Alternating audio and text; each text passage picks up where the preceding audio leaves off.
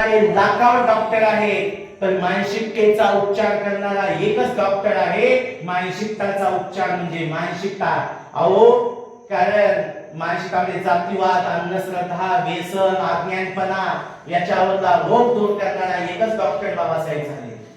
म्हणजे आपल्याला नवरा मेला तर बाईला जायला टाकायचे, शिक्षण घेण्याचा अधिकार नव्हता, बोलण्याचा अधिकार होता का? अहो, चांगलं आपण जर बोललं तर जीभ छाटायचे.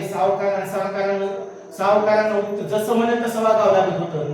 आणि आपण जर उत्तर दिलं चुकलं तर त्याचं आपण उत्तर दिलं तर जीभ छाटायचे. ज्ञान जर काय बसले तर कानामध्ये गडद केलं होताचे. आपल्या समाजाला ज्ञान घेण्याचा अधिकार नव्हता, मतदान करण्याचा अधिकार नव्हता, शेतकरी बनण्याचा अधिकार नव्हता, मालक बनण्याचा अधिकार नव्हता, सावकार बनण्याचा अधिकार नव्हता, नोकरदार बनण्याचा अधिकार नव्हता, फक्त गुलामगिरी करण्याचा अधिकार होता.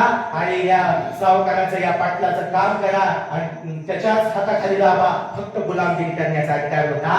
परंतु माझ्या बाबासाहेबांना आंधळ्याला डोळे दिले, मुक्याला वाचा दिली. ज्याला चालायला बोलायला येत नाही त्याला चालायला बोलायला शिकवलं. आणि मेलेल्या मुद्दे म्हणजे आमचा समाज जिवंत असून मेल्यासारखा होता, पण माझ्या बाबासाहेबानं आंधळ्याला म्हणजे डोळे, मुक्याला वाचा आणि मेलेल्या मुद्द्याला माझ्या बाबासाहेबानं 395 कलमाचं एक इंजेक्शन दिलं.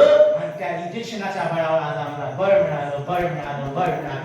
म्हणून असा एक डॉक्टर झाला, या शरीराला उपचार करणारा डॉक्टर झाला, या शरीराला उपचार करणारा एक डॉक्टर झाला.